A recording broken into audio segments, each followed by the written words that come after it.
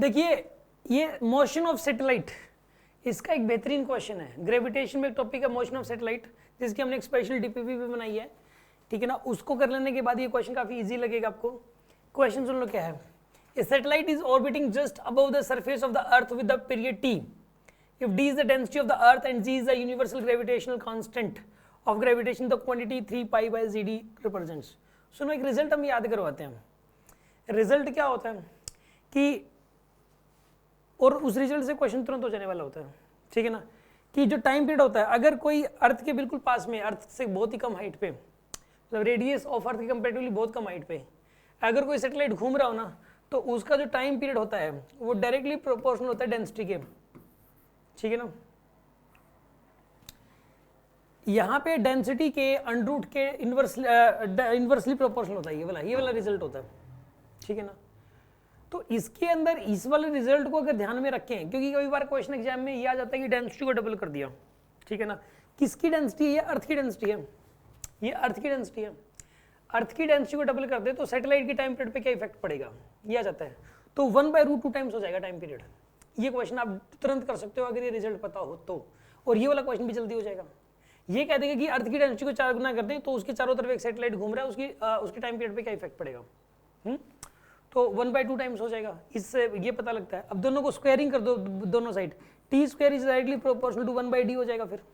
तो उस हिसाब से इसमें तो डी नीचे है, बाकी तो सब कांस्टेंट है, तो टी स्क्वायर, यही आंसर करेक्ट होना चाहिए। मतलब आप अगर आपको ये रिजल्ट पता हो तो you can solve this type of question with in 5 seconds. लेकिन चलो हमें मान लो ये रिजल्ट नहीं पता, विदाउट रिजल्ट कैसे करना है। सुनो आप, देखिए आप, ये आपको पता ही है कि जो टाइम पीरियड होता है अर्थ के चारों तरफ एक सैटेलाइट के घूमने का, जो कि उसके बिल्कुल नजदीक है, तो उसका टाइम पीरियड होता है 2 pi root R E by जी।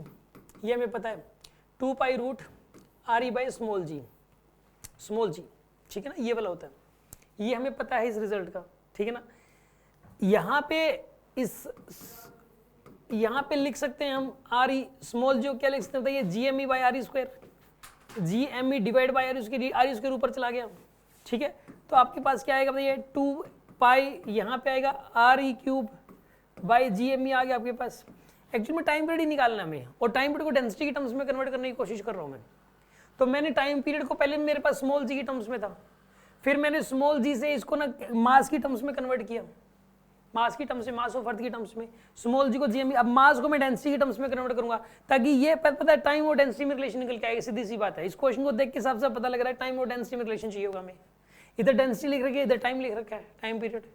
तो टाइम पीरियड ये स्मॉल जी था, टाइम पीरियड फिर मास बन गया, फिर टाइम पीरियड मास है, मास को डेंसिटी में कन्वर्ट करो। अब आप कैसे करोगे, 2 पाई आर ई क्यूब, यहाँ पे लिखोगे जी, मास क्या हो जाएगा बताइए इसका, डेंसिटी इंटू वॉल्यूम, डेंसिटी कितनी है इसकी डी, वॉल्यूम कितना हो जाएगा बताइए 4/3 पाई आर क्यूब,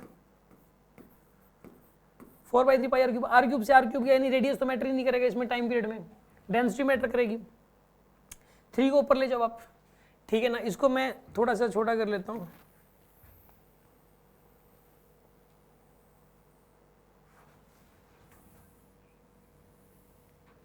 ठीक है, इसको साइड कर दिया मैंने।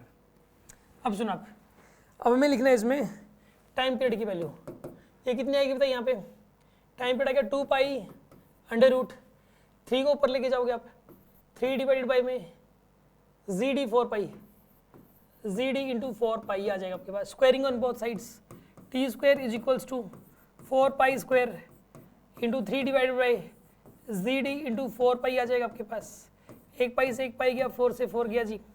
तो टी स्क्वायर की वैल्यू कितनी आएगी बताइए, 3 pi divide by G D. अब इसने ये पूछा था कि 3 पाई बाई जी डी किसके बराबर है, तो 3 pi by G D T square के बराबर हो जाएगा। सिंपल सा केस था, ठीक है।